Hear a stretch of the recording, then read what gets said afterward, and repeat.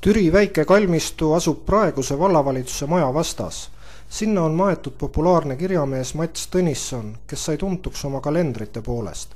Neid koostas ta 49 aastakäiku alates 1882. aastast. Tõnisson oli ka üks Robinsoni lugude tõlkijaid. Tema aabits ilmus 17 trükis. Arvukad mõisnike ja pastorite pihta suunatud torked tõid kalendritegijale sagedasti ebameeldivusi. Ühe järjekordse kalendriprotsessi järel suri Mats Tõnisson 1915. aastal Peterburi vanglas.